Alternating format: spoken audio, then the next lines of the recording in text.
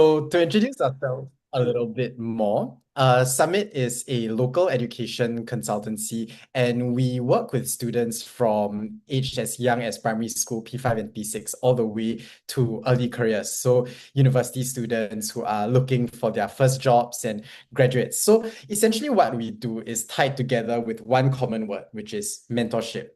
We used to, back in the day, work exclusively on university admissions. So we'll give a bit of an introduction to where we went to school later on. But myself and Hugo, we met a little while back, and back when we were studying in undergrad, we worked with students to get into the same universities that we got into. Myself in the UK and Hugo in the US.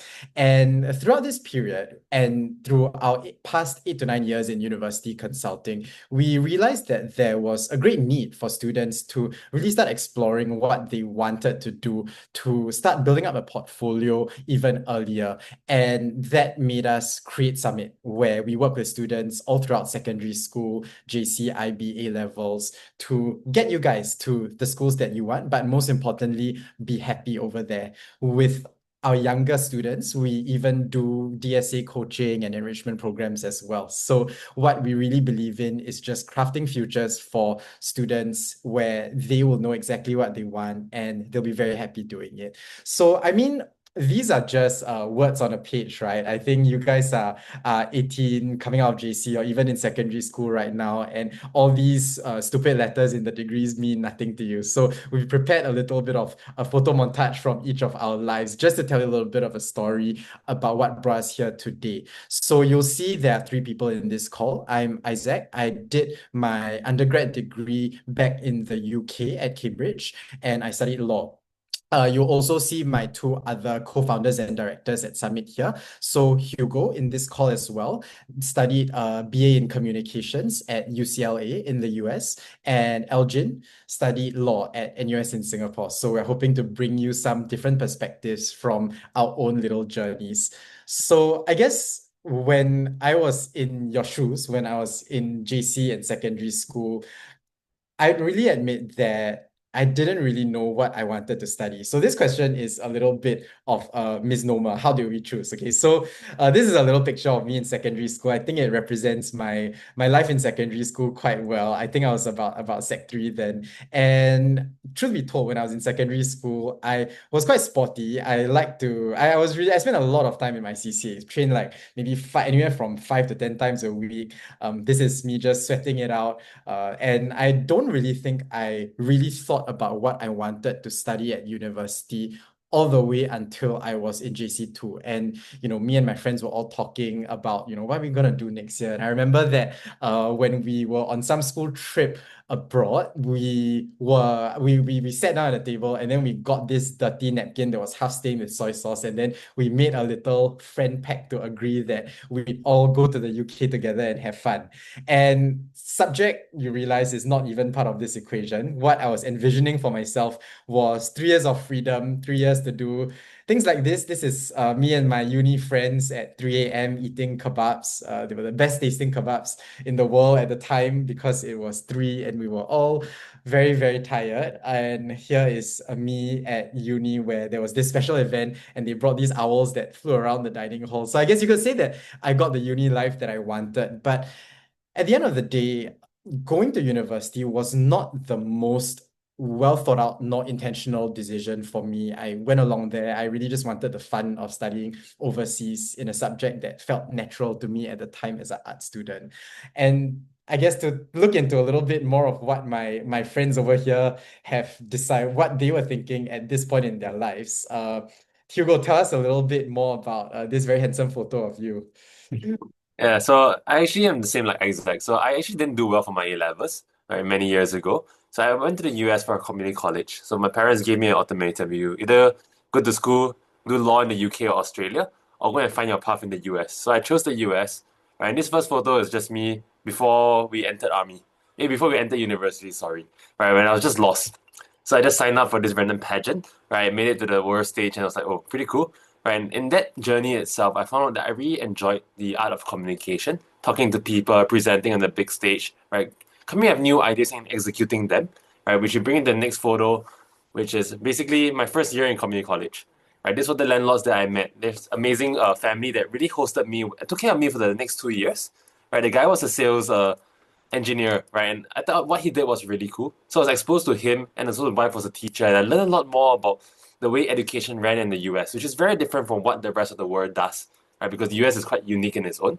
And that time, I also didn't really know what I wanted to do so much yet. I didn't know where my life would take me. And I ended up choosing sports first. So I did a lot of boxing for the UCLA team, right? Just want to go there, have fun, right? Beat people up, get beaten up, right? And I think that was a very good life experience for me, very humbling, where we also spent a lot of time traveling because I think at the end of the day, it wasn't just about studying for me, right? It was about meeting new people, new cultures, and that's Las Vegas, where unashamedly we lost a bit too much money, but I had a really good time. That's the most important thing, right? And then finally, I found my way to UCLA. So when I transferred, I actually had offers from like LA, Berkeley, NYU, Cornell, Columbia. But in the end, I think it's where I had a lot of thinking to do, right? And honestly, I say thinking, but it was just more like where I would like to live, right? I felt like New York was too cold. The East Coast was just too miserable, right? So I chose the West Coast finally, right? So I threw the phone back to Elgin, right, to share more about his own experiences. Yeah.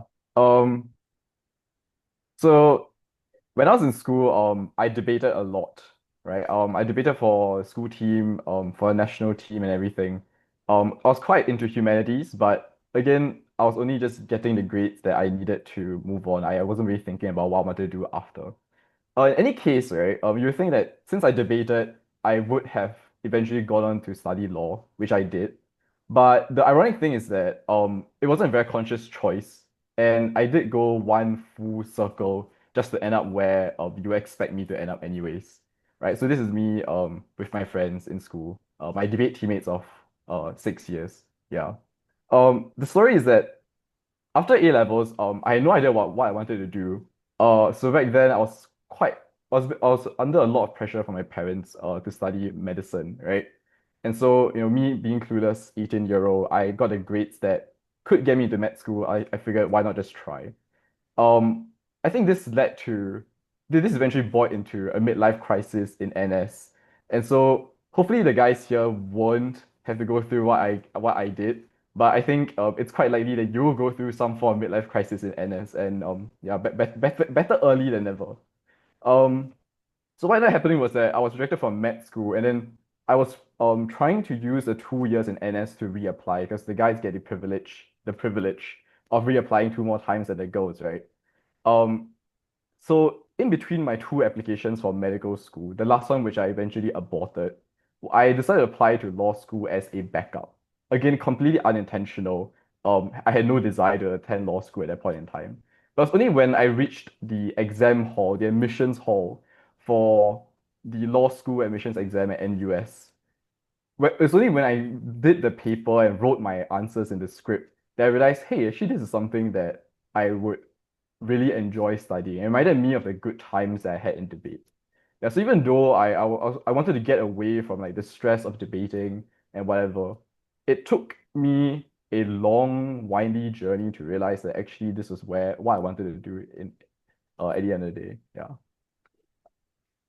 So a lot of this, I think tells you about what our minds were at when we were at your age, right? I think, in some way we are brought here to share about our own journeys and whatever. And maybe you were expecting some sagely advice from some people who work their asses off all throughout JC and secondary, but clearly that's not the case.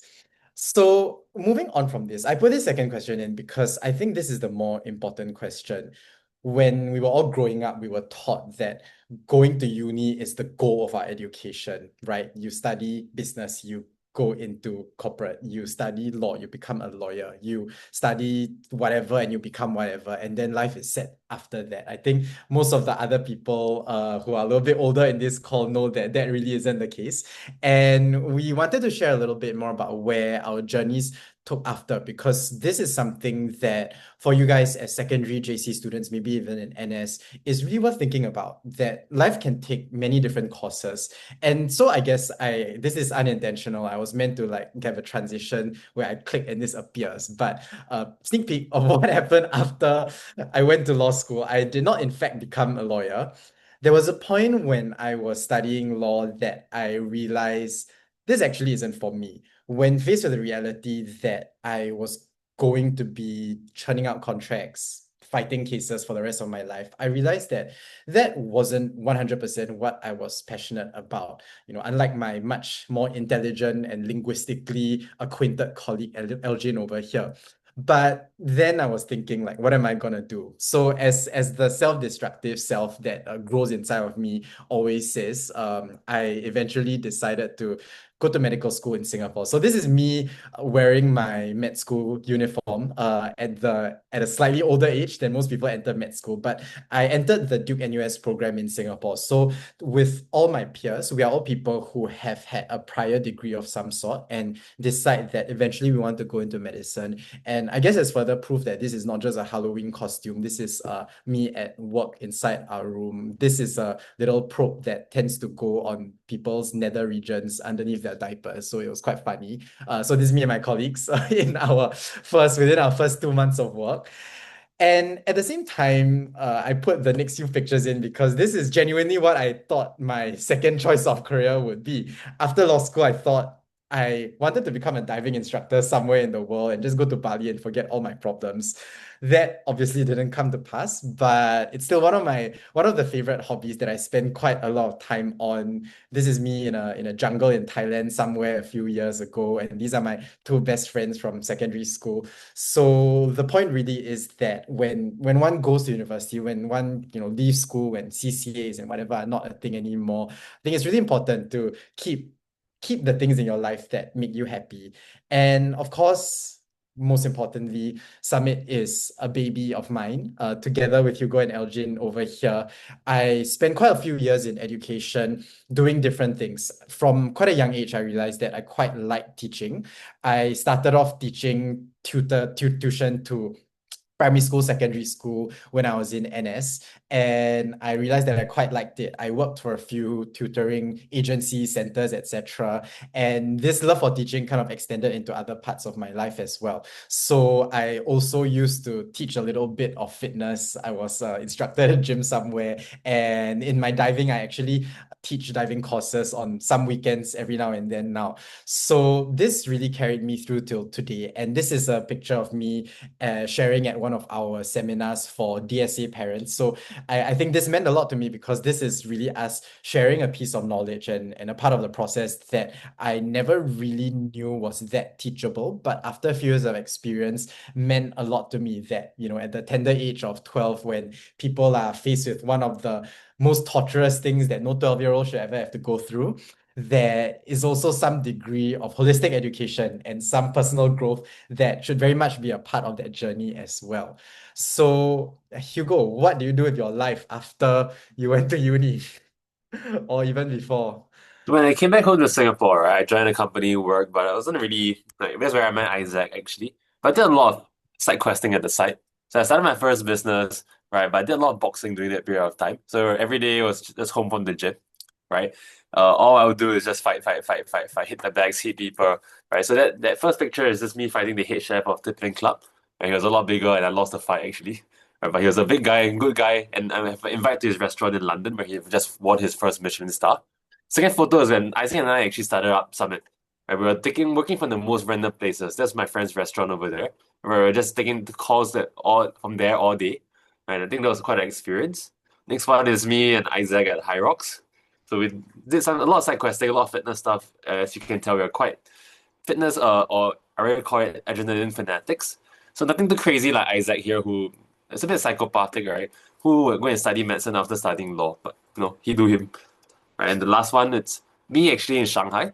So a lot of people, all right, fine. A lot of people don't know this, but I can't speak Chinese. So when I was sent to Shanghai for business, right, it was a very overwhelming experience, right? But I'm glad I did it because I think it's just a way that it really feeds back to what I wanted to do when I went to college, right? New experiences, new culture, right? And just opportunity there.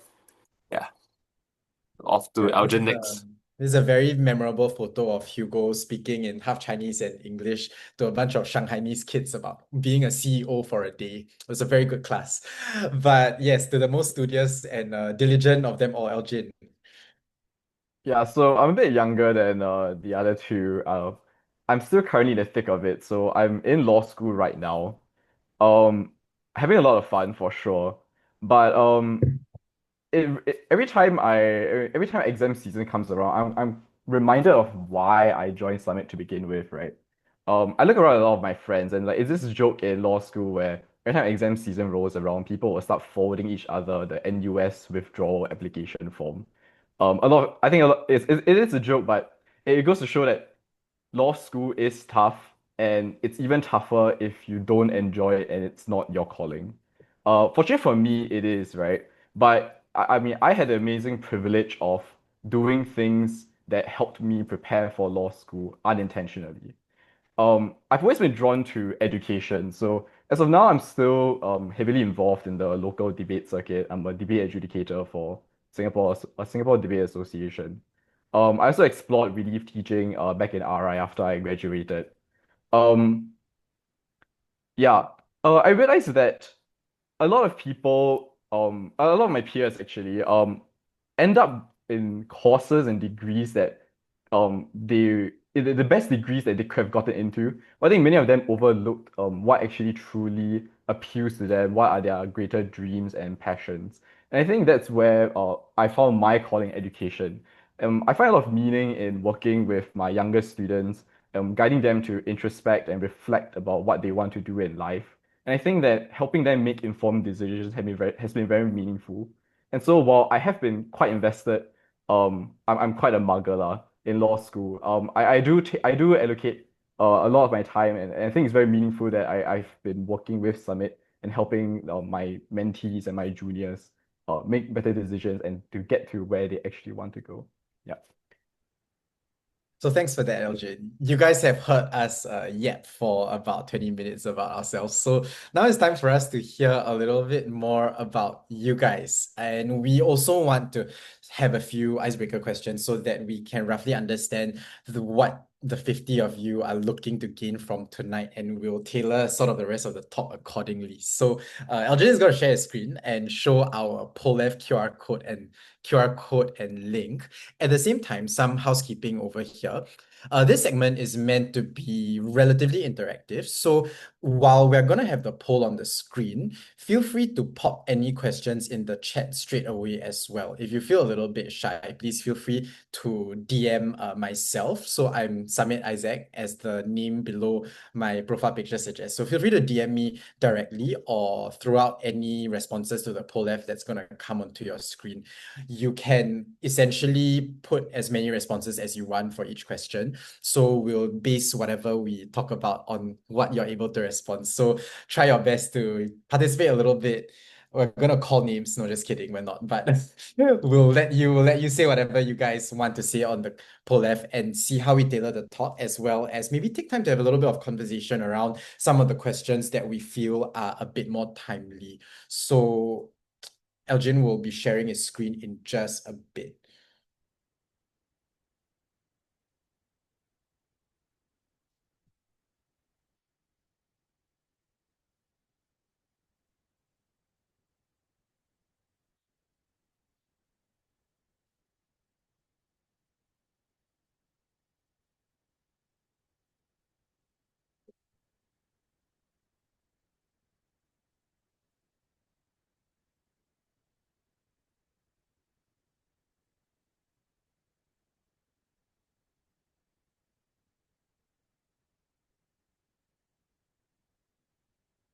Okay, great. So I see a lot of JC1 students over here, JC2s. Oh, there's one or two lower sec students here. Welcome.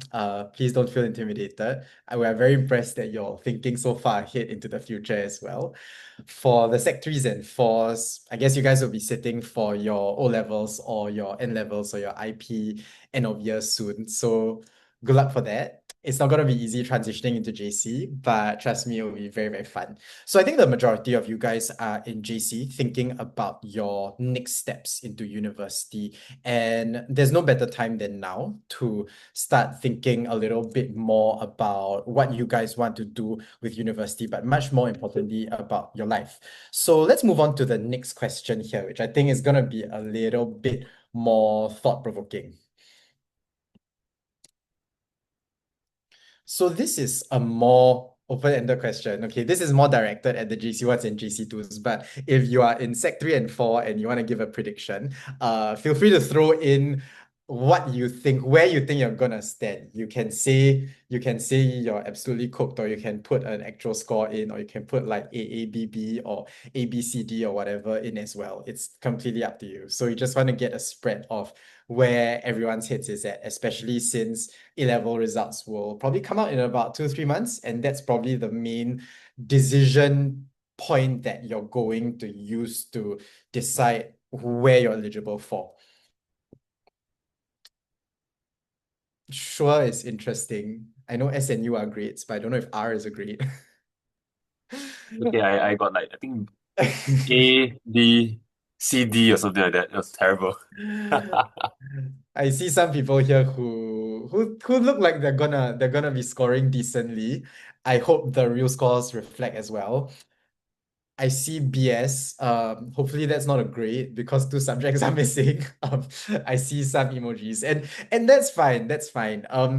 I see a lot of worry and anxiety about this, and I'll tell you guys something. When I went to university after my first year exams, my best friend from secondary school went to the same university as me, and we both agreed on one thing, which is that A-levels was the worst exam that we've done in our entire life. Okay, A-levels was the worst exam we did in our entire life. And let me assure you, I have also been through some medical school exams which are 7 hours long, and I have to eat lunch out of the lunch box next to the toilet. And A-levels was still worse than any of those things that came after. Okay, if you guys have any thoughts about why that might be, keep them, and then we'll talk about it later. Okay, so next question. All right, now based on heartbreak, tears, and sad face and AAB, let's have some time to share a little bit about where you guys want to go for uni. We really want to see where everyone's ambitions and aspirations are at. You can specify the course and the university if you have an idea already. Feel free to throw in multiple responses. If you have no clue, feel free to say that as well. If you're thinking about overseas, share a little bit about where you might want to apply and for what. So we just really want to see what the spread over here is.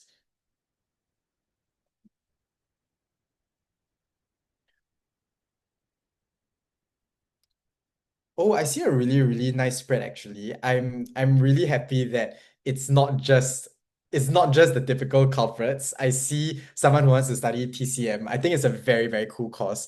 I had a senior in medical school who did his TCM degree before he came to medical school. And like, I mean, what more would I want than to get acupuncture, but also a bunch of pain meds at the same time? I think that'll be pretty cool.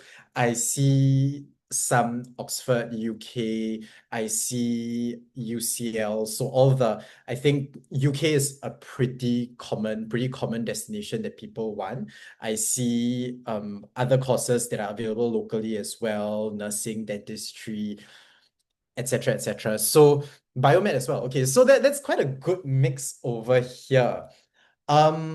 What we'll do with this information is that we're really happy and relieved that we kept in all our slides that talk about multiple locations. So we will run you guys through a little bit about what it takes for different countries, the expectations. And we want to throw in a few suggestions about places that not everyone might have thought about. I see one nursing as well. I work with a lot of very, very good nurses on a day-to-day basis, and I can do nothing but salute them for the hard work that they put in and for putting up with us as well. Okay. So, Canada is an interesting one.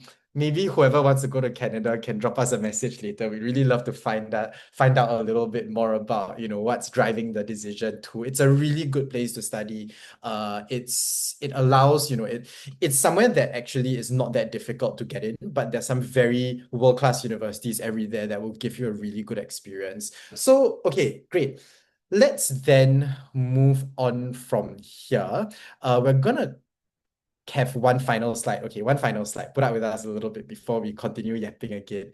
But Okay, burning questions that you want answered tonight. Okay, please throw out any, and we'll try to see if any of these things can be covered during the presentation as well.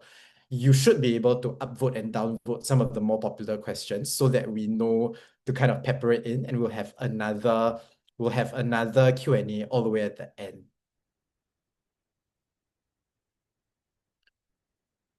Oh, lovely. I see some very good questions about part-time jobs and gap years. I love that people are thinking about these things.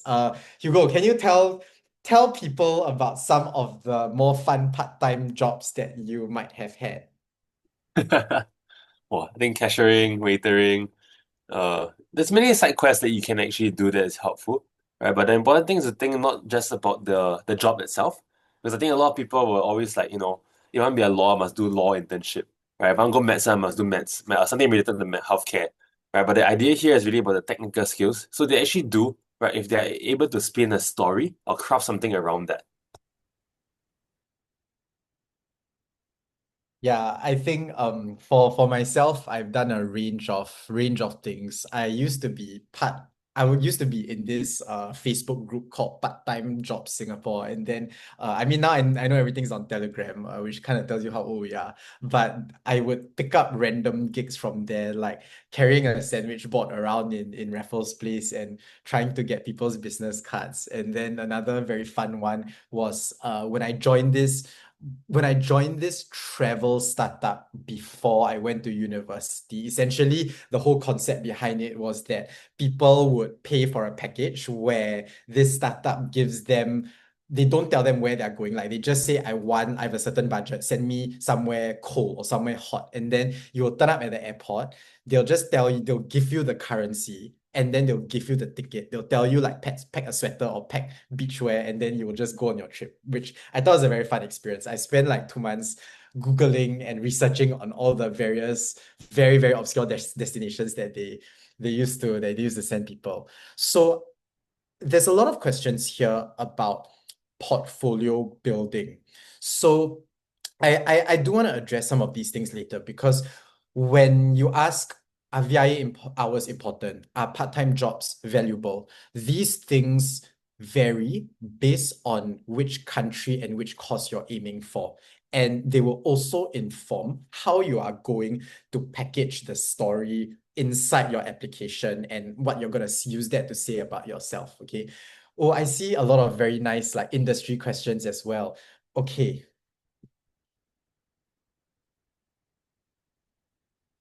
Okay, cool.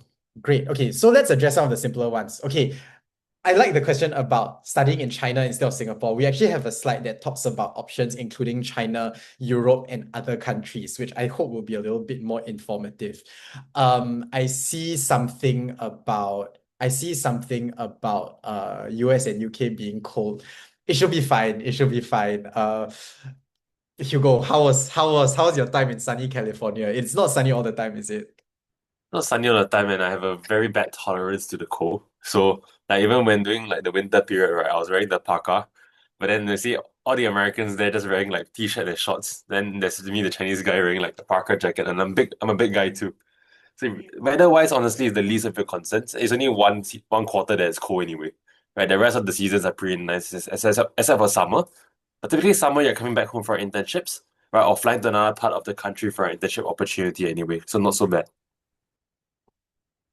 Yeah, so I think while you can definitely get around the weather, I guess the environment does, I think, to us plays an important role in what kind of a university you want to study in. It's somewhere you're going to be living every single day for the next 3 to 4 years of your life. So we'll talk a little bit more about that when we are going into the rest of the slides. Okay, so let's address some things off the top of our heads. Okay, so one of the really big questions over here is about what kinds of things you need to do to get into a top university. Okay, so Elgin is the freshest from this process and he's studying law. I saw a law specific question as well. So, Elgin, did you do a law internship before you applied? And do you think that's necessary? So interestingly, I didn't do a law internship before I applied. As I mentioned earlier, in my sharing, right, like my law school application was quite haphazard. And I wasn't really keen on even getting to law school when I applied. Um, I did do a law internship before I started school, but that was after I had already received my offer. Um, Based on my impression from my classmates, right? um, a law internship is useful because it will give you a lot of good things to write in your written answers, as well as stories that you can share for your interviews. I wouldn't say that it is necessary to do a law internship because I also have friends who have made it into law school with less impressive portfolios. I'll kill two birds with one stone, right? Your A level score is also not as important as it used to be. So there is a huge policy shift in local universities recently where they care a lot more about your portfolio as well as your performance during admissions tests and interviews, right? So one of my friends from school didn't do well for A levels, right? He ended up retaking A levels in the first year of his NS. In the end, he scored 86 rank points. That's based on the old 90 rank point system, so a few Bs. He still managed to get into law school even without a very strong portfolio that's catered to law because he did especially well for the admissions tests and interviews. He prepared very hard for the written test especially. Yeah. Yeah, so will really echo that in saying that a lot of what building a good portfolio is, you realize, isn't just doing the job that you are trying to get into, but the mini version of it. There's many, many things you can do that you can use to build up a strong narrative. And on that note, right, I would like to dial it all the way back to address a few questions along the lines of I cannot decide on a course. I don't know what I want to do. I have diverse interests. How do I start building then? Someone specifically asked, what if my top three choices are law, pharmaceutical, and chemistry? How should I, like, how now brown cow, right? And some people also ask, okay, what should I just do in general? So to try and answer all those questions at once, the main advice we would give is instead of reverse engineering for where you think you want to go, look at what you're already interested in and then start building things from there. Okay, look at what you're interested in and start building things from there. Okay, that's the first part of it. Because let's say what I used to do, okay, when I was applying for medical school, right, was I was already volunteering for this organization that helped out migrant workers. Okay, it wasn't a medical volunteering thing. I simply was there to dish out soup kitchen coupons and then write some articles about them because I personally I'm a very humanities oriented student at the point. I write a lot. I like looking at social issues and all that. And along the way, I noticed that one of the key social issues that this demographic face was health issues. So all those foreign workers, they always go into the trucks, right? And then people langgar the trucks, and then the trucks, one time the truck crosses over the road and then flips over, 20 people die. So that's one of the occupational health issues that we were advocating for, safer transport for these people. Another problem is that all these people, when they get injured on the job, right? If anyone working in an office, okay, like the coffee auntie gets injured, gets scalded, she takes MC, she comes back to a job after.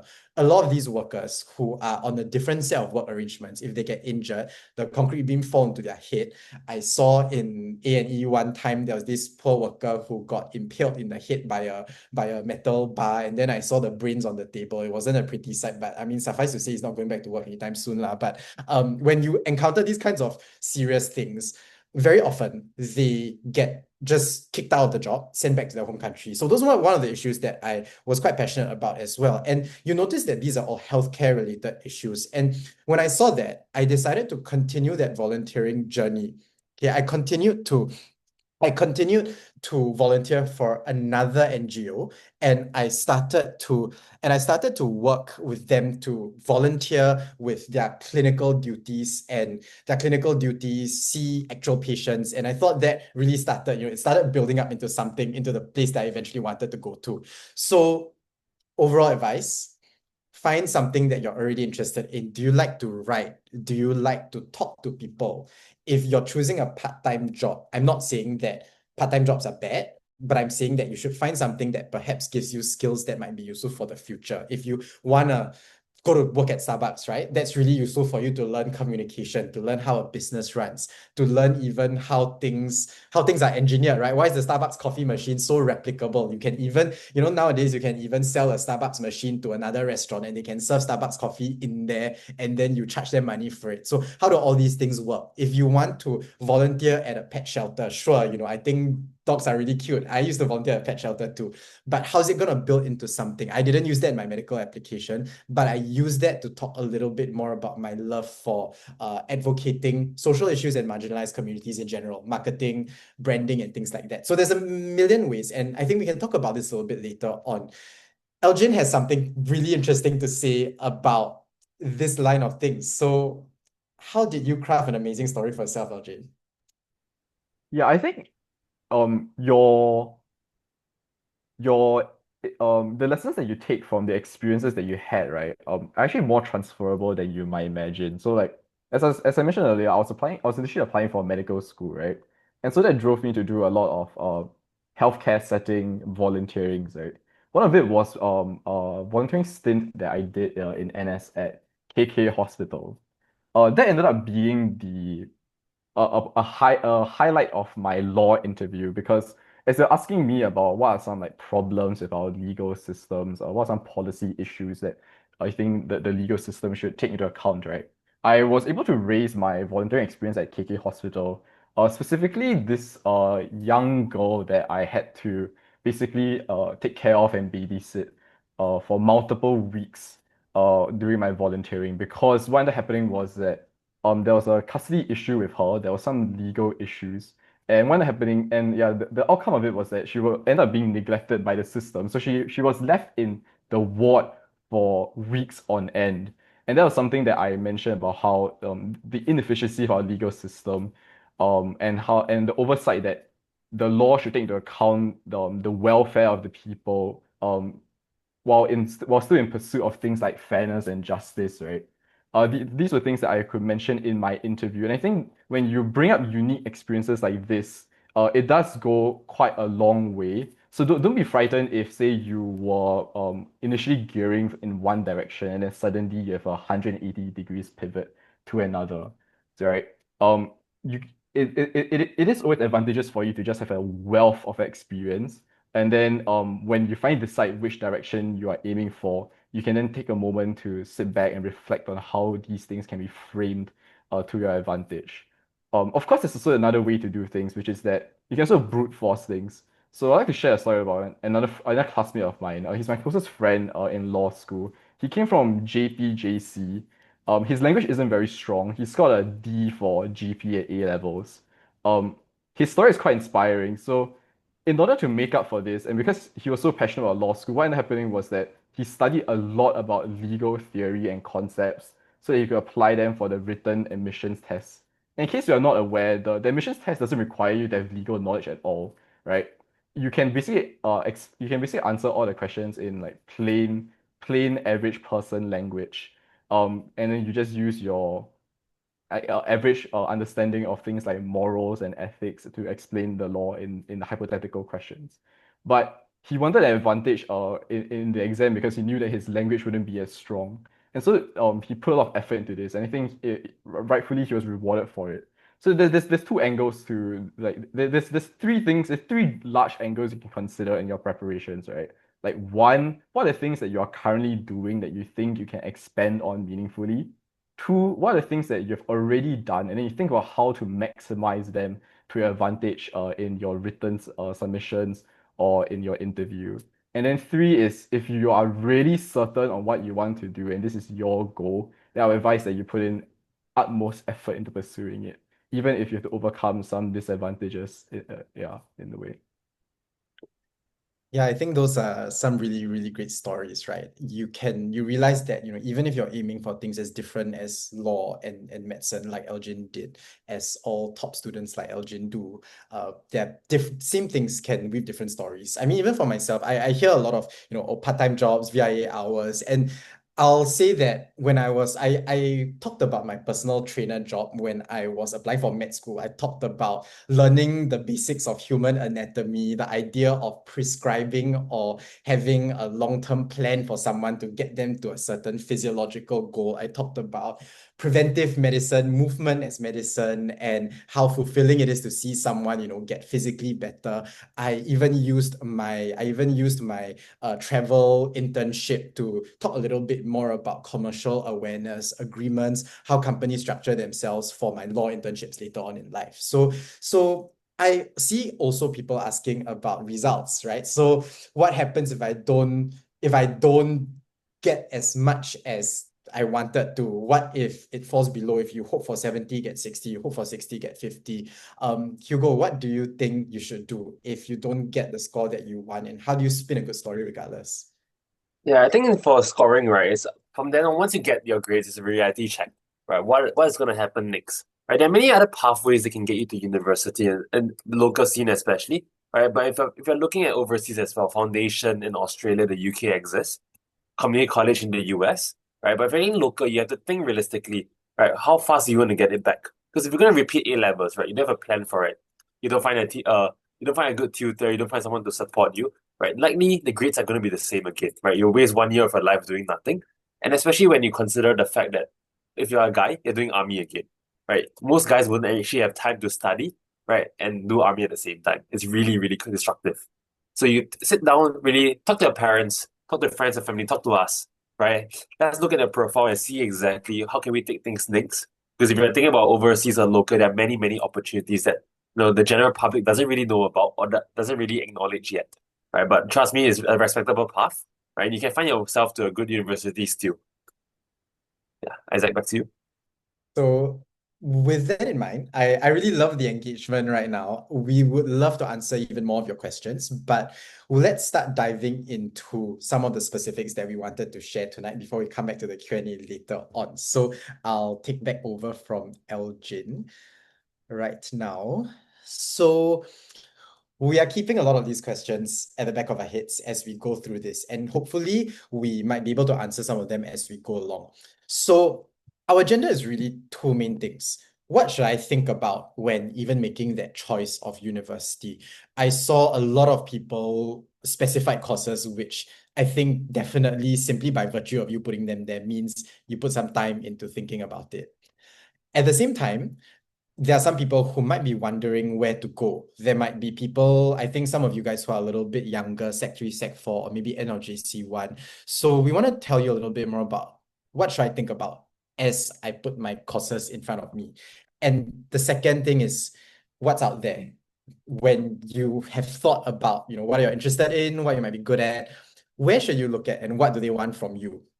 So to talk a little bit more about application strategy, right? The real points that you notice that these slides have very, very few words because we kind of just want to give some examples about what you might want to think about. Okay, so we have this concept of safety, fit, and reach schools, which means when I have an X score, then think about where you might want to go to uni. If you want to be a bit ambitious, shoot a bit higher than that. At the same time, you want to have a backup plan as well. Where will I be happy studying that, I definitely know almost certainly I can get in, but maybe if all else fails, I'll be happy there. So that's really important because we've met many, many students who say that, okay, it's medicine or bus. That's a very, very common one, especially for all you science students who maybe are scoring a little bit better for your A levels and exams. But then medicine is competitive. There are hundreds of straight A students who are captain of their volleyball team and also do 100 VIA hours in JC that are rejected by NUS and NTU medicine every year. And that's just the system. So what are your backup plans after that? Do you want to consider medicine overseas? If you do, after how many tries? Do you want to consider going to another course like biomedical sciences or biology or literally anything else before aiming for a postgraduate pathway, something like what I did, even though I didn't really think about medicine at that point, which was a bit different. So Hugo, when you mentioned just now that you had a bit of trouble navigating after you got some A-level scores that weren't as great as you hoped for. How did you kind of plan for the road ahead in terms of plan A, plan B, plan C? I mean, it's firstly, sitting down and thinking about where I wanted my life to be, right? I think someone mentioned this earlier, they don't know what they want to do, right? By university, you have to choose really, right? I didn't really have much time, and I thought going to the US would buy me some time purely because of the curriculum, right? If you go to the UK and Australia, when you think about the programs there, right, it's basically you sign in, and then you next 3 4 years, that's the program that they've set for you. Whereas in the US, the curriculum, or even Canada, right, you actually get to mix and match your own choice of subjects, right? And I actually entered UCLA with economics before I changed and pivoted over to communications. So that's the time save that I really thought about when I was considering school options. Exactly. And planning for university needs to be an intentional affair. It's going to be a choice that's a lot more complex than, okay, my O-level score is like that. So there are three schools I'm eligible for. If I'm in any of them, done. University is a lot different because it's not just, comparing country to country, course to course. It's apples to oranges, So you have to find out what exactly works for you, both ability and passion-wise. The second thing that we always tell our students is to really, really look into what are the features of the schools that you're looking at. Don't just go to NUS Law because smart people go there and I'm a smart person and therefore I should go to NUS Law. If you have multiple options in mind, let's say something as varied as pharmacy, chemistry, and a humanities subject along the way, then how would you choose, right? Especially if they're from different schools. You would look at different things like the environment. Some universities have some courses are 3 years, some courses, if you want to do a double degree program, are 5 years. There are different cultures in different places. And for example, if you compare even two exact same courses from different schools, SMU Law, NUS Law, or comparing NUS Business, NTU Business, and SMU Business. That's a very common one we get asked. How different is it? Is one more fun than the other? Does one school have better programs than the other school? Elgin, when you applied for NUS, NUS is one of the schools that has some of the richest special programs, RC, all those other things, scholarships and all that. So what were you thinking about when you applied for law? Were there any you considered? Yeah, so I was applying for law half-heartedly in the middle of NS, whilst overwhelmed with like outfields and guard duties and whatever. I would say applying for local universities, the challenge is especially the fact that there's a lot of things to consider and they all happen concurrently, and I don't think instructions are very clear, right? So sometimes when you're applying for your main course, they change this very frequently. I think this is the fault of the schools, right? They're not clear as to whether you are concurrently applying for scholarships in the same application or there's a separate form that you have to fill up. And then what are the individual deadlines for the two of them? Because sometimes it's the same application, but then the deadline is actually earlier than the main application. As to other things like campus opportunities and accommodations, these are all run independently by the different houses and RCs and halls on campus, right? They are run by the fellows at these places as well as the student leaders there. These are all concurrent but independent applications. So there's a lot of different forms that you submit, a lot of things that you have to write, a lot of timelines and deadlines for you to take note of. During my time, when I applied, it was quite a challenge for me because I didn't have the bandwidth to think about all these things while I was in the jungle, wearing in my uniform. Um, for people who are considering studying locally, I think it's important that you have a awareness of the big picture because I do think that studying locally is very important that you leverage on all the opportunities that are available for you. And these are things like on-campus stuff are very low-hanging fruit and up for grabs. So it's a huge waste, especially in your first year when you're really trying to find your community and find your friends, right? That you max out and apply for all the things that interest you, and yeah, don't lose out on them just because you weren't aware that the sign-up's even open. Yeah. Exactly. When we talk about the application itself, now that you've made your choices, the next step is to take everything that you've done over the past 5, 6 years, secondary, JC, and try and package it into a story. So this is the second pain point that a lot of students face, which is when you have your portfolio and you have to talk about your activities, your CCAs, your VIA, your jobs inside your application. How do I do it, right? For some of you guys who are a little bit younger, you have a little bit of time to build up to the uni application. I definitely urge everyone, if you still have time, go for anything that interests you that your school advertises. Schools in Singapore are a great resource. There's always some sort of exchange program, some sort of competition, some sort of seminar that's going on. So just go for it. You might feel like, okay, I'm in student council. It's very busy, right? Like you're painting banner one day, then the next day you have to go for another meeting, and then okay, yeah, I'm just too tired. And then on Friday, I want to go to Orchard Road with my friends. Then that's all, right? But before you know it, school will finish. And when you go into NS, when you're between A levels and university, it's a lot harder. It's possible, and our more resourceful students are definitely able to build a great portfolio in that time. But school is often the best time that you can bring your experiences together. Number two is when you actually go into your application, and this takes a different form for different schools, as we'll share later on.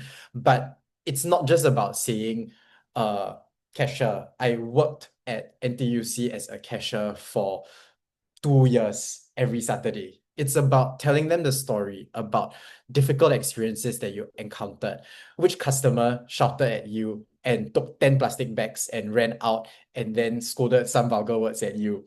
And what did that teach you about human nature and the intrinsic philosophy of being if you're applying for psychology? You went for student council, not just talking about I organize track and field meet plus the annual investiture plus this. Talk about what you learned about interpersonal communication. What were some challenges you overcame? What was it like to be able to give back to your juniors and make sacrifices? So that's both the packaging as well as the ingredients, which you guys should be building up as much as possible. Outside of school, there's many ways to do it as well. And those are things that we can speak to you after this individually and kind of figure out what's the best activities that make sense for you. The third aspect that students tend to fall a little bit short on is what comes after. Okay, so this is at the final stage where, especially for some degrees, you have interviews, you have writing tests. So you really do need to prepare yourself a little bit for them. I want you guys at home to sort of think in your minds. If I ask you the question right now, tell me about yourself. And I want you to talk for 2 minutes straight about it. How many of you have an answer that you think if I listen to it, I'll be impressed? Not me lah, okay? Even if you yourself listen to it, will you be impressed if I snap my finger and ask you to speak for 2 minutes about that right now? For me, at that point, and I think for many people, I don't think it's the easiest, but that's exactly what interviews want you to be able to do. It's about packaging your answers in a way that tells your story. It's about packaging your answers in a way that shows them, putting you at the forefront, putting your achievements at the forefront. I am the perfect student for this course, and that takes time. Beyond all that, and underlying your ability to interview and just yap, it's a lot about reflecting and finding out what you want to do. Many times when students come to us day one, I'll ask them, why do you want to study medicine? Why do you want to study nursing? Why do you want to study physiotherapy? Right? You will still say something like, I want to help people, full stop. If they are a little bit more experienced, maybe they'll talk about some shadowing experience or volunteering experience they've had and say that I encountered some person who had a very serious illness, and I thought that the way that the insert doctor, nurse, physiotherapist, whoever helped them was very meaningful. That doesn't cut it because every single other person in that 1,000 is gonna say the same thing as you. I don't think anyone goes into an interview for a healthcare course and says, I'm joining this course because I want to make money, full stop. So how are you supposed to be the 1 out of 5 that they actually take? So have a think about that. And that's something that takes time to prepare. In the next few slides, we're gonna take a very quick tour through some different countries and what they ask of students.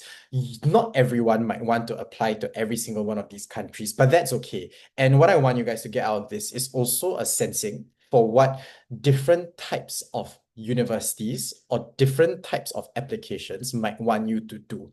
I've generated some not very good ChatGPT photos to embody these, but they will come in the next few slides. In summary, the places like the UK want to see students who are very diligent and love their subject. Okay, the picture will show you that later on. Okay, Singapore universities want to see good students who do a lot of other things. So they want to see students who basically are chock full of CCA points, but fun fact, schools will never ever actually look at your LEAPS report or your number of VIA hours. I hope that answers one of the questions earlier on. They don't care about whether you clock 300 or 100 or 50. They want to see what the activities are and what you gain out of them. They want to see where you volunteer, where you work, and what that says about your leadership qualities, your interpersonal skills. US schools, and this is meant to also represent a larger group of applications that wants you to be really unique.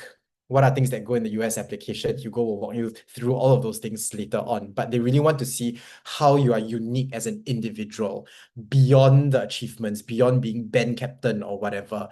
Who are you? Are you a Thai national who grew up most of their life hopping between countries because their father was a diplomat, and now you have a quarter life crisis about who you are? Are you someone who grew up in your mom's noodle stall by the street and that told you a little bit more about what it means to be human? That's the kind of stuff they want to hear. So we're going to go country by country, and hopefully, even if you're not applying to each of these specific countries, you get an idea about how the packaging can vary based on the exact same ingredients. So this is kind of just a quick summary of how some of these differ. Most applications have the same 4 types of things they ask for: grades. Some of them have entry tests. Most of them actually ask for some sort of essay, and a few more competitive schools and degrees ask for interviews. You guys can just screenshot this and then keep it with you somewhere as just a summary. I won't go too much into this. Okay, so 5 more seconds and I'll click through to the next one. This is basically what I talked about just now, though. So this is the UK. Okay, after many failed attempts at generating this photo, I finally kind of got what I wanted. The previous ones all looked like the guy was very miserable. But basically what the UK wants is a student who looks very passionate about their subject. You will see this in the way that they ask their personal statement prompts. So just now, someone asked, like, how do you write a good personal statement? For the UK context, what that looks like is a deep dive into specific subject matter topics about the subject you want to study. If you want to talk about if you look into engineering, talk about a CCA activity that you did that involved you building something and what that taught you about fluid dynamics. If you're applying for PPE, what did you see in the news in the latest GE that told you about Singapore's unique brand of democracy? Why do you want to study this course? How have your qualifications helped? And what else have you done to prepare outside of education? This is an example. I'll let you read as I sort of dictate this a bit. I'm not exactly an ASMR voice, so I'm not going to read the whole thing. But you'll probably see that this person is talking about, okay, growing up in Hong Kong, doing her research for her EPQ is basically is the equivalent of like doing a H3 essay or a IB extended essay. So it's like a 3,000 word research essay you do as part of your A-level equivalent subject lah. So essentially what this person is discussing in the personal statement is, based on her research, she wonders whether human rights is a universal concept or actually is it something that's a little bit more relative based on cultures. And she correlated this with a CCA activity she did, as well as another book that she read. You notice that in this particular paragraph, at no point does she talk about or leadership skills. At no point does she talk about her CCA. I don't even know that she has a diploma in violin and plays it pretty darn well, apparently. But that's something I found out while working with her. But this didn't come through in the personal statement at all. It's all about relating everything you do to be subject focused. Let's go a little bit more to the opposite side of the Atlantic. You'll see a different picture over here. So Hugo will tell you a little bit more about what a great US portfolio looks like. Yeah, so I think thanks for sharing, Isaac, on the UK side. Right, for the US side, it's a bit more everything, right? I call it rojak. Basically, you're just looking back at the last 4 or 5 years of your life from when you applied. So for the guys, it's actually 6 years because you have army. Okay, and then you consider, hey, what does this actually tell about me? The US schools see all kinds of candidates, right? When we talk about the prestigious ones, Harvard, Princeton, Stanford, Yale, Berkeley, LA, right? They all see 90 rank pointers, now 70 rank pointers. So they don't really care too much about that, right? They know you're smart already. So why keep telling them you're smart?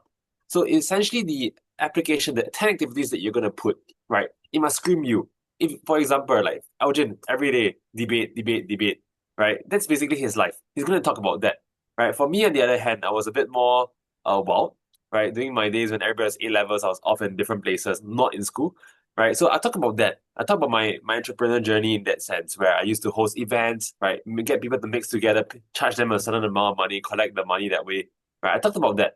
Right, it was something completely different from my peers who were all talking about their time in debate, talking about the time in MUN, talking about the time of studying, right? Because I hardly did any of that. I couldn't actually talk about that, right? But that's the essential part here about talking. Hey, all my activities that I've done, the little sports that I play, right? That's important. Some of my students here who got into Stanford, for example, for her application, she's a scholar, right? PSC scholar, right? 45 IB, perfect student. Okay, but her entire activity list, she didn't brag about anything at all, right? It's very subtle. And that's the important thing here, where you're not actively bragging, hey, I'm very smart, look at me, right? It's about telling people about who you actually are. So three of her activities actually just put casual stuff, right? She plays the violin, right? She's not even grade 8, she's like grade 4 or something like that, right? And that's fine because the schools want to see exactly how good you are, right? But also how human you are. Nobody wants the perfect candidate all the time, right? She also put in even I think what's this?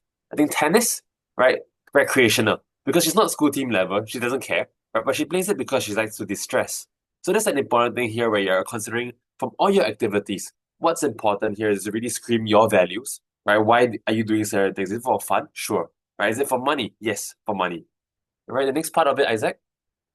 So when it comes to the application, this is another point where a lot of students actually miss. It's about talking about your passion, right? Whatever's unique to you, whatever's interesting to you, right? So a lot of students make the same mistake here where they actually repeat stuff from their common ed.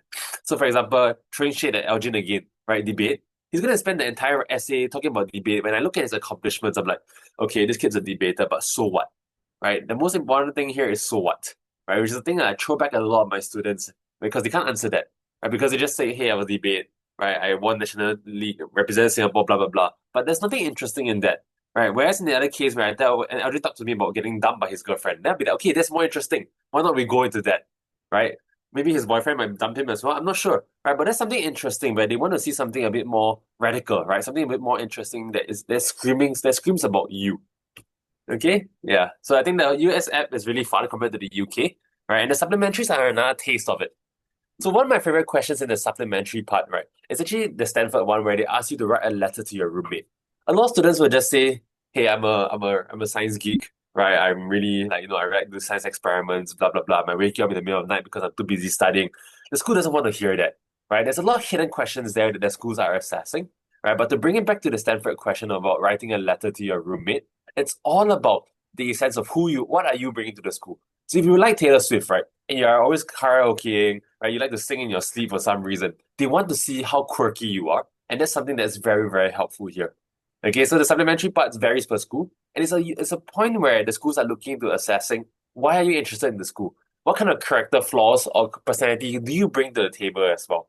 Right, because the school doesn't want someone who's just simply a sponge. Right, you come in, you take in your information, then you say bye bye. Right, what they're looking out for is someone who's actually contributing back, someone with a personality, someone to talk to them more about, hey, I'm actually deserving to come to this school, right? Because the segregating factor here is everybody's smart, right? I think someone asked a question earlier about, if everybody, 70 rank points is the default, right? Everybody's going to get 70 rank points. What's going to differentiate you? Same thing here for the US, right? Your personality, right? The way you answer, the way you think about questions. Okay, thanks. So Elgin's gonna talk about the journey of an A-star student. This is basically him, but with tanner skin if he went out in the sun a bit more. Right, yeah. So I think this segment on like the Singapore application, some people were already looking at it because there were directed questions about like what you should write for these short answer questions, what should you put in for your achievements and whatsoever. Um I'll just cover them in chronology, but I'd like to point out that like the two of them kind of go hand in hand. And I think you shouldn't see them as separate sections, right? So if you look at the questions on this slide, it's quite obvious that these questions are asking you to talk a bit about what you have done. um, the point about these questions is that it's not just a narration about your experiences. You need to inject a lot of you need to inject a strong personal element into it because this is basically a self-introduction, especially for courses that don't require interviews. And if you don't go for a scholarship, you also won't be called for an interview. It's very important that you give a strong personable impression, just from these short answers alone. So it requires a bit of strategy, right? Because you're given five questions, five different topics. What you want to do is that you kind of want to spread out the different things that you have done and also the different parts of yourself that you wish to showcase to the admissions officer. So it looks quite simple, but I will admit that it takes quite a bit of introspection for you to come up with something interesting and meaningful. Yeah. On to the next part. Yeah. So you see these questions, right? Yeah, so here, right, is the third question is a good example about something that you should be more focused on sharing about personal stories because it is contrasted very differently from like the first, second, and this fourth question, which is more experience and lesson heavy. Yeah. Moving on then. Yeah. So there was a specific question asked earlier in the Q&A about what you should put for these achievements, right? The short answer is it depends, and it really boils down to what you feel strongly about. I think most people who are applying, as I mentioned, they try to reverse engineer, right? I think it's more important that you put down what resonates with you, stro- uh, more so than what you think the admissions officer is looking for. Especially in a case where you think, especially if you feel like you're just an average student and it's nothing too impressive. I think then it will be a huge advantage to you to put things that you feel are that you strongly relate to so that you're able to give better descriptions when you put down these achievements, and you're also better able to use them for personal sharing in your earlier questions, uh, or if there's a interview with the interviewer.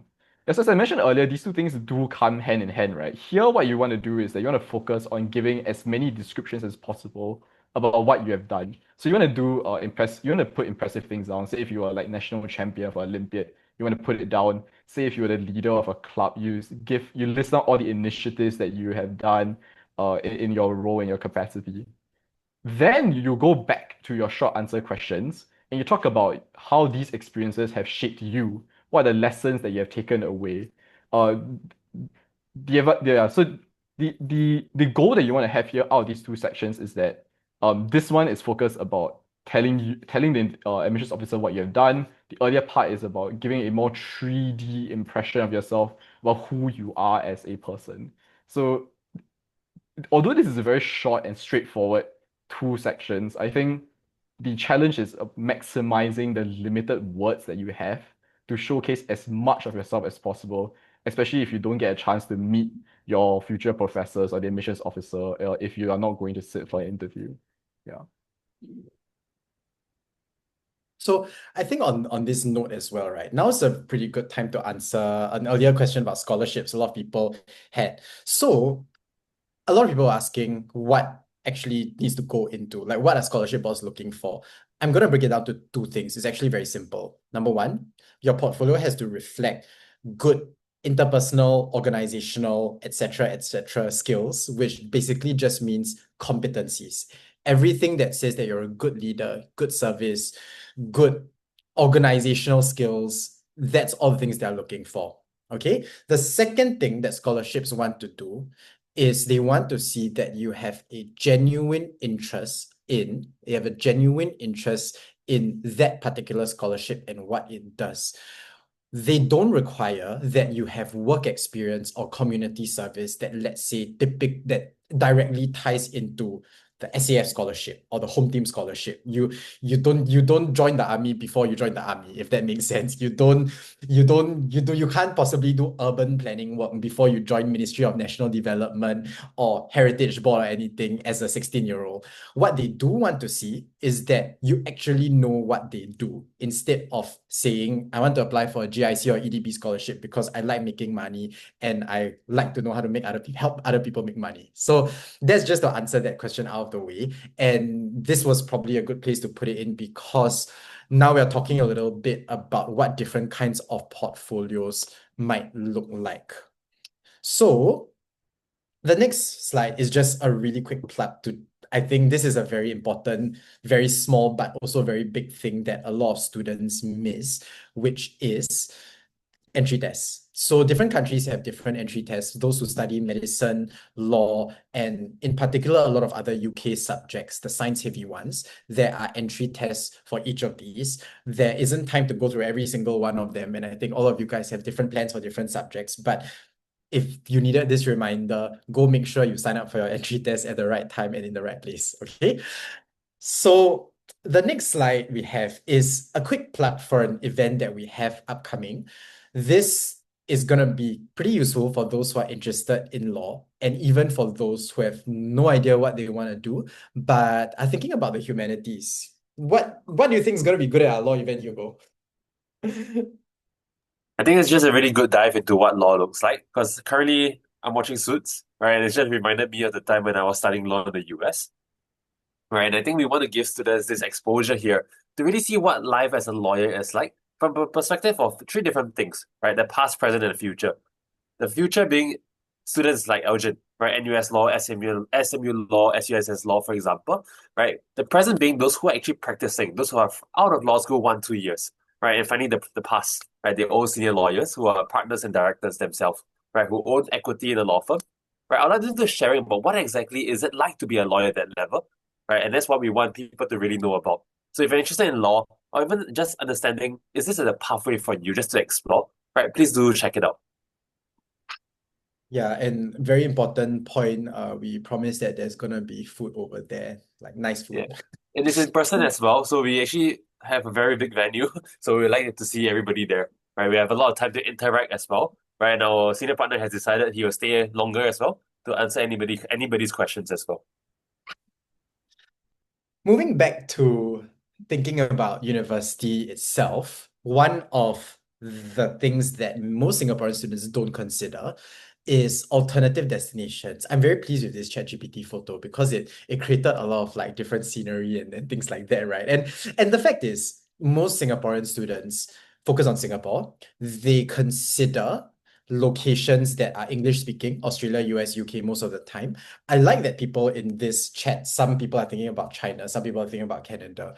And let me tell you that obviously financial situation notwithstanding, but even that can be very easily dealt with scholarships, okay? But going abroad to an unconventional destination is not so unconventional anymore.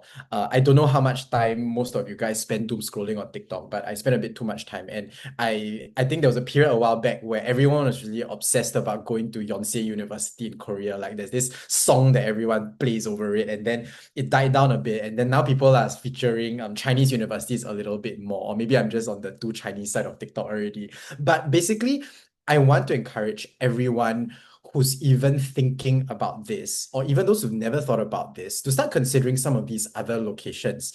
One of them would be China.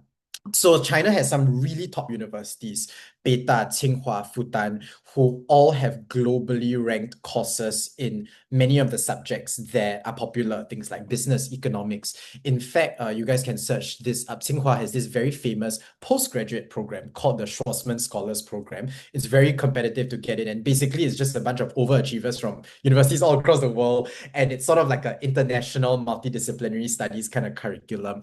Many of your older peers have already walked that path, and from there there, it puts you in a very good position to work in China, to just know a little bit more about China. If you want to go back to a Western country or back to Singapore to work after, there's always the option of a master's. And even if you don't have a master's, I will say that these universities are no less employable, no less recognized than a lot of the top ones that we are familiar with.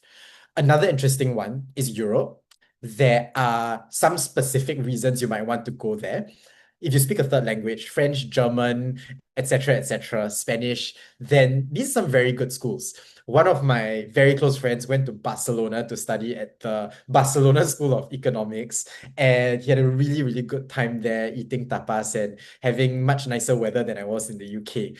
There are also some more niche programs, specific things like Swiss hospitality schools, studying things like hotel management and tourism, which actually a lot of students are interested in. But then they'll say, oh, I don't know, then I'll just go to NUS business because it feels like the most flexible. But there are things out there. And to most Singaporeans, I'll tell you guys that growing up in Singapore, being educated in Singapore puts you in an excellent position to do very well in whatever place you are planning for yourself.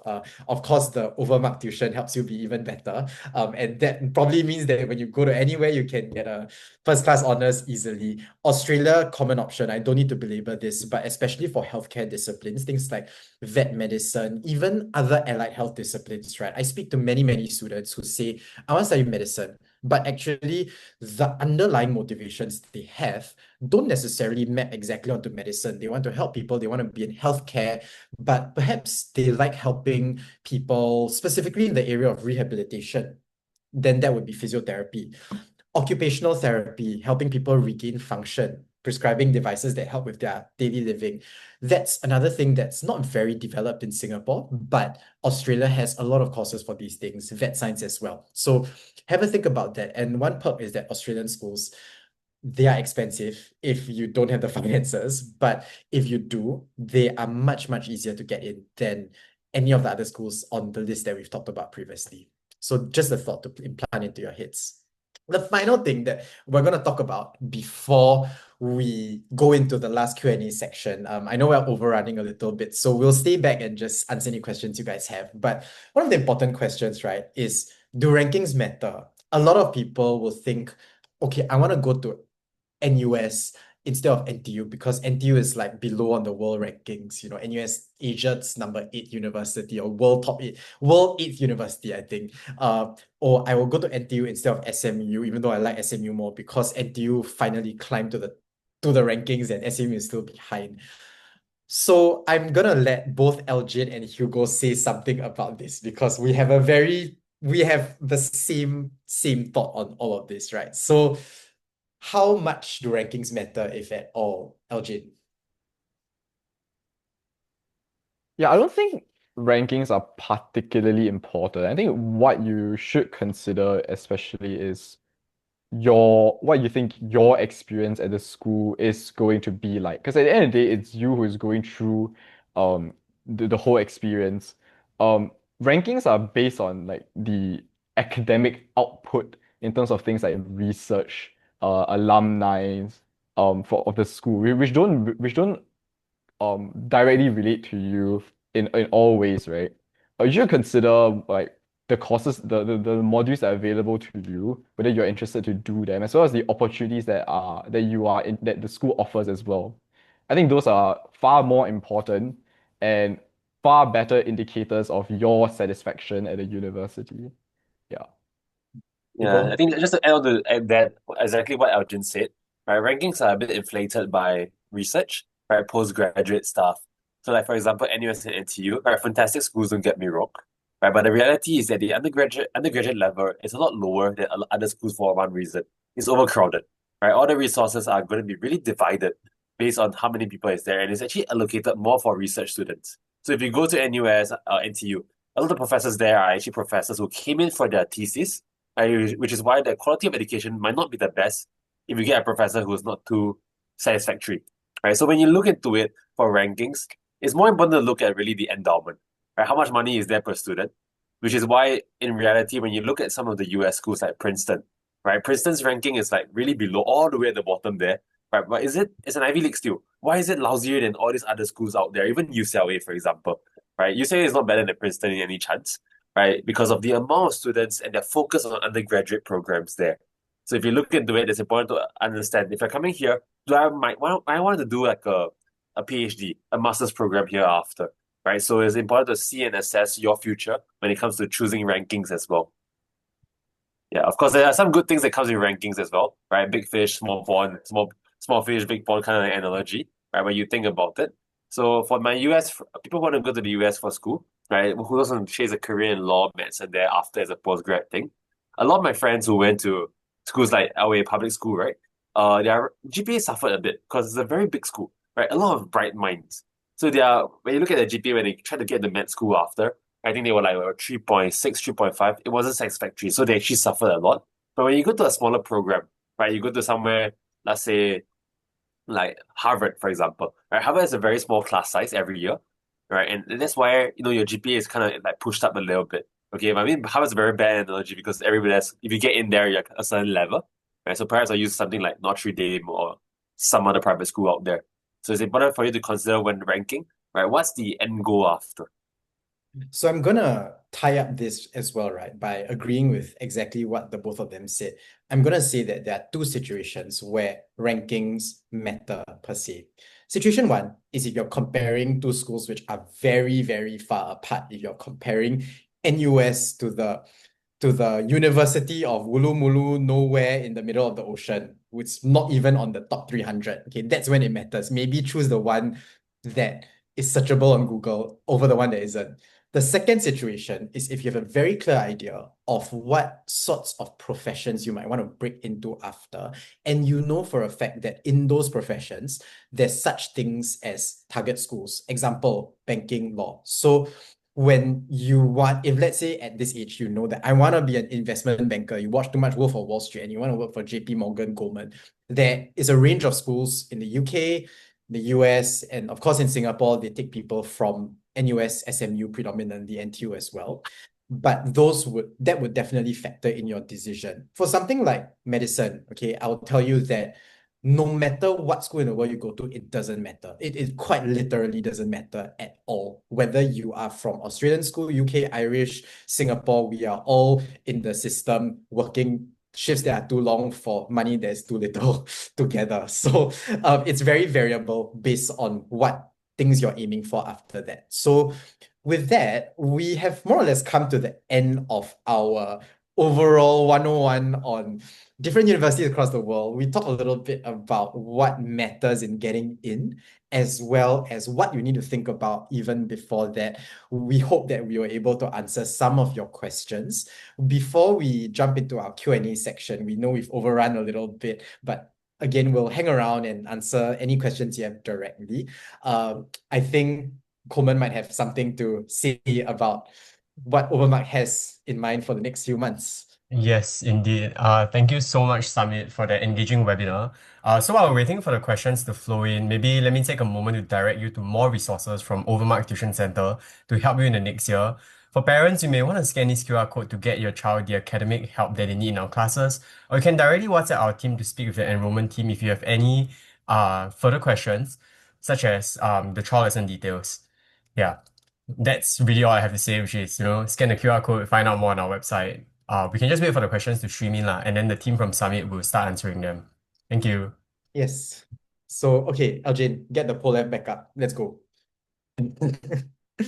Actually, wait. I think some of them might have to go. So you fast forward to the last slide. Yeah. So I think if you guys want to have a bit more information and you have to run, because I think we've overrun already, I want to respect everyone's time before we jump back to FAQs, right? You can scan this QR code to reach us at WhatsApp, right? Just drop us a text. I think I've preloaded a message for you guys, but do tell me your name so that we're able to actually reach out to you and get to know you guys better. All right? So listen up for like 10 seconds and then we can bounce back to FAQs. Yeah, as you guys take a little bit more time with this QR code and whatever, I think we can also address some of the earlier questions quite easily. I know someone asked what jobs are going to be taken over by AI. I think that's a quite interesting question. Common one, and I think it really depends on what profession you're in.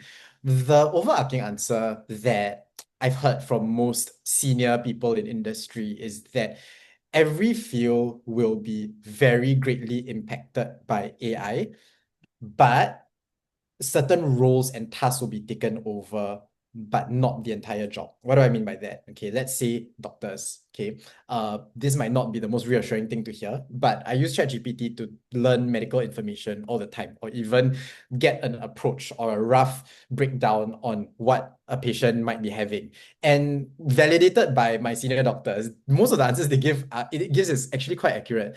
So it can substitute some of the things, right? Like, back in the day, they would have to browse the shelves and find a book and find a research paper that says something about this very specific condition. But right now, we have it at the tip of our fingertips. That being said, will we ever want a robot doctor to come up to you and counsel you and tell you that, okay, the scan shows that you have cancer? I don't think for any part of eternity, people will want a robot doctor telling them that.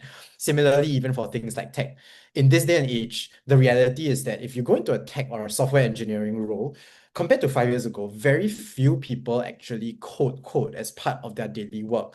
Coding as a task might be offshore, might be outsourced to a country where labor is a bit cheaper, or it could be something that's fully automated. You can vibe code, you can get ChatGPT to and many other AI engines to generate code. But can you take away the human element from designing a user experience? Can you take away the human element from troubleshooting and creating an interface that actually serves the purpose that's supposed to create? You can't. So that's a quick answer to that. The other one is about gap year. So quick answer to gap year is that don't be afraid to take a gap year. I think obviously there's pros and cons of it, but if our experience with Singaporean students is anything to go by, 99% of the people, we will tell them be more open to a gap year than you are right now. In the larger scheme of things, you might feel like things are delayed, like in Singapore, we're always very, very obsessed about milestones. Oh, I retained 1 year. My friend doing a 4-year degree, I'm doing a 5-year degree. But when you go into the workplace, it's gonna cease to matter. And more importantly, if you have something in mind for your gap year, or even if you have a general direction without specific things, then what you should do is to just take the time, explore what you like, and then go into your new phase of life with new experiences. Okay. So now I'm going to stop the screen share as we go into the Q&A section. You should be able to see Elgin's screen with the QR code at the top right now. So I see some additional questions over here. So let's dive a little bit into I'll some. jump first. Yeah, I think the first thing for the first question, right, for uni, if you want to work in finance and banking, right, definitely when you're three universities out there, I mean, let's talk about the three local main ones, right, NUS, NTU, SMU, right, this is a bit more insider info in a way, right, the rankings for this, don't look at the global rankings, right, just take SMU as your top dog because SMU is a preferred role for recruitment versus NUS and NTU. Right, don't take this from us. Right, we took this from an MD of ex-MD of Citibank who's now in a family office. Right, and he has echoed a lot of sentiments among our other clients as well. We talk a lot more about why so.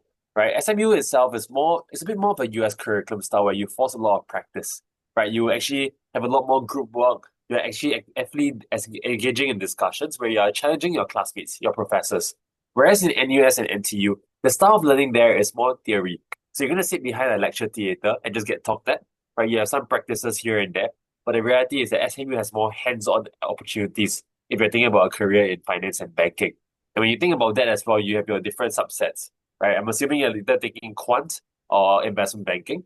So that's also a different level of change, right? And it's important to really start thinking and building your portfolio for that.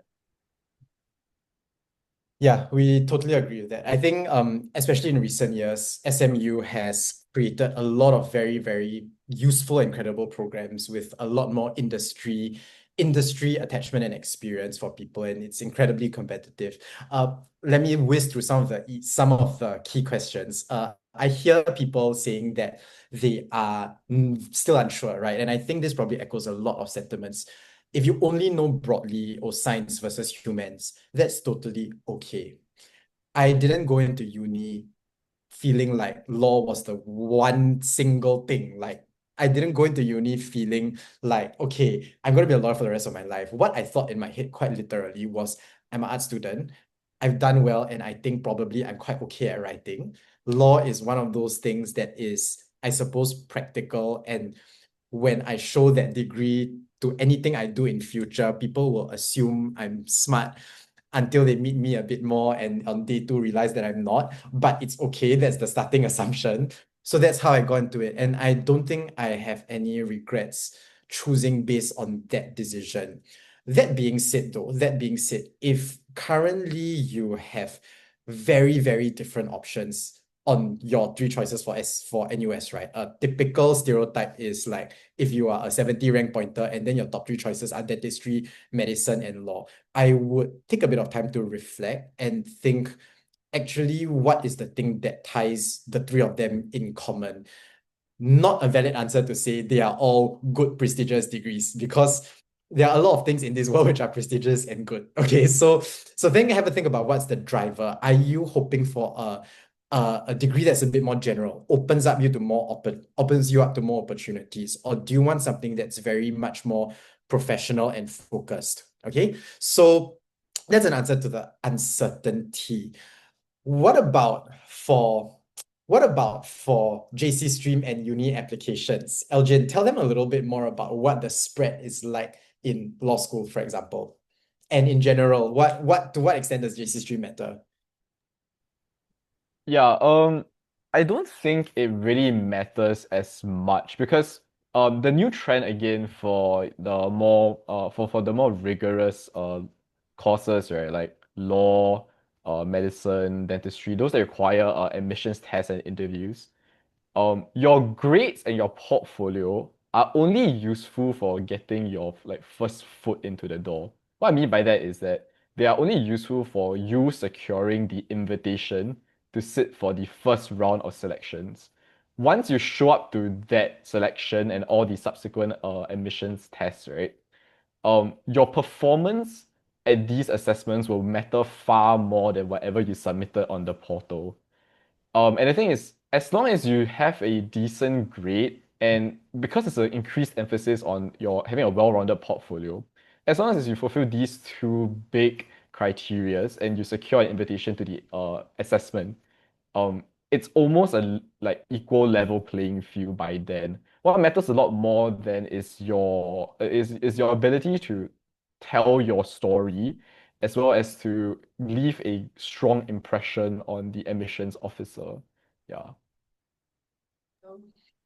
Okay, Hugo, SIT, thoughts? Yeah, so SIT is a relatively newer university out there, right? I've had the fortune to actually talk to the admissions dean and also the founders of SIT about their own pedigree. I think something very interesting when it comes to technical degrees, right? A lot more computer science, a lot more coding stuff is actually very useful there. And the way they sort out their applications is a lot more holistic. So if you actually get selected to SIT, honestly, right, maybe unpopular opinion here, right? You actually come from a more diverse background of students who actually care about what they learn. So for them, when they take in students, it's not like NUS and NTU where they look into, okay, right, this is the bucket, we'll take it, we'll scoop out from there. Anybody who's unlucky, all right, too bad, try again next year. Right, but for SIT, they actually stop at the cutoff and they interview every single student to understand the fit, right? The intentionality behind why apply for SIT in the first place. So people who get in there, right, you can trust and assure that, hey, they're actually choosing that because they love the subject, right? They're actually interested in it. Of course, there'll be some people who chose it because they had no choice and they just lie their way through to say I actually like what it is, right? But the reality is about 75%, 80% of people actually are interested in their subjects, which is a bigger variety than even NUS and NTU, where most kids, the default is a perfect grades, right? Let's try NUS law, lah, right? Or let's try NUS medicine, right? Get rejected, never mind, I'll just try NUS dentistry next, right? Get rejected again, never mind, NUS bio, right? So that's the reality here where I think when you choose your universities, choose at what they specialize in, right? Because also smaller schools have more funding, right? In the sense where they have an X amount of money per student. SIT is our small school, right? They have more money for you per se, NUS or NTU or even SMU in this case. Hope this And helps. to add on to that as well, it's very based on technical fields. From a healthcare perspective, SIT does run a lot of courses in things like physiotherapy and other allied health disciplines, as well as nursing that were not present before. For disciplines like this, which essentially you are bonded and there is not gonna be a job hunt per se. I mean, okay, now I'm not gonna caveat that, okay, there are some challenges here and there, but if you find a scholarship or a bond somewhere, especially within this healthcare space, right, and you're thinking about SIT for that, just go for it. Because once you have that bond, the quality of education you get will be the same, if not very similar. To answer some of the simpler questions over here, dexterity test for dentistry and medicine, yes, practicable. We actually work with quite a few students in the past with one of our partners who runs a dental clinic very near our office. Important thing is just to get used to it and have an idea of what the test is gonna be testing you on lah. I mean, obviously, you're not gonna be cutting open a pig, but it's to get used to some of the type of tasks that they ask you to do. Dentistry needs dexterity test, medicine don't need. Next question, JC stream, by the way, just to answer, I think if the person was asking arts or science, right? My simple answer is that what matters is just, are you eligible or not eligible? If, for example, something like medicine, right, asks you for a certain number of science subjects, then obviously you have to have studied those science subjects. But otherwise, you don't need to care about, they don't care about what stream you've been to. For example, you apply for business or law. Someone who takes arts is not in a better position than someone who takes science or hybrid. Okay, very simple answer to that. Double degree, we have some thoughts about double degrees. We will say only go into them if you are genuinely academically interested in both the disciplines. When it comes to practical use and prestige, etc., double degrees are not by any stretch in the workplace seen as magically superior to just a law degree versus law and business, which is quite a common combination. I think that's one of the programs run by SMU, or law and computing, right? If you're gonna be a lawyer, you're gonna be a lawyer. So generally, I mean, unless you really love the subjects very much, then it might be a little bit more effort than is worth. And yes, you're correct to say it could take away valuable time that you could be spending either traveling and having fun and just enjoying your early 20s, or more importantly, doing professional opportunities as well. Bio think in JC, don't need. Yeah, go ahead, you go. To add to that, I think honestly, my own opinion here, right, is that you need to take this double majors anywhere in the world, right? If you're like a government scholar, right? Because the government does help because they pay for it in the first place, right? And so when you come back, I know a lot of case studies here, right? A lot of my peers do a double major, right? They do a double masters as well. And when they get paid by the government, eventually in the PSC or SAF, right, they do get a higher cap than their peers who only did one major, right? So if you're a government scholar or thinking about that in the future, right, do consider taking a double major that way. Yeah, but the workload wise, it's not as intensive, really. Okay, it's quite manageable still. But I mean, at the end of the day, when you go to university in the future, right, you can only really do three things. You either excel two things out of three, right? You have your academics, your social life, and sleep, right? You have to choose two. There's no way you're doing all three, unless you're And Isaac, of course. to answer one of the other simple questions that I saw, essentially, oh, it's gone. I think someone was asking about biology for studying medicine. Yeah, so for that, you don't need bio. You can have any science combination that meets the requirement. So physics is just nice, fine. I use zero biology knowledge on a day-to-day basis right now, so I guess you can take my word for it. After this, okay, we are gonna need to hard stop this very soon. That being said, we've seen some really, really meaningful questions that I don't think are very easily answered in a mass setting. For example, what volunteering or leadership roles do you go for? I think that really depends on how much time in your school or in your context this VIA will take away from you. How much time, how much commitment does your student council require, and what kind of activities do you do? How valuable is it? So I'd really encourage you guys to just scan the QR code. We'll have a chat on WhatsApp. We are going to, for this event only, have a complimentary one-to-one consultation for you guys to help you map out a little bit more of your university goals. Try to find a bit of blind spots based on your interests. What are some things you're not considering, as well as hopefully give you some advice about what the portfolio building journey might look like for you based on where you're at. Any final words from my two good friends over here? think we still have a bit of time, right? So if anybody wants to unmute and ask questions, please just raise your hand and we can just single you out and ask questions here, Yeah, right? don't paiseh. No Anyway, paiseh. your The hidden less merit. paiseh you are, the easier the admissions is actually. Correct.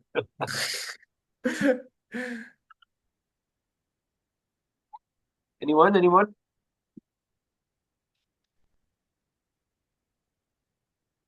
Or you can blast it into the chat also. If you don't want to type, you can just write in the all chat too, no problem. We're hard stop at 9:55, so 2 more minutes.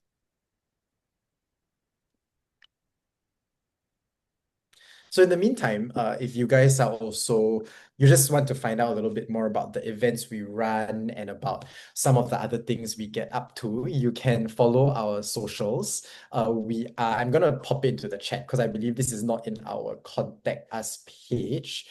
Subeducation.info. So this is our IG page. And if you search Summit Education, it should pop up right away. So this is where we keep track on some of our stuff. We are hoping to start a podcast very soon to shed a little bit more light about these things, because especially for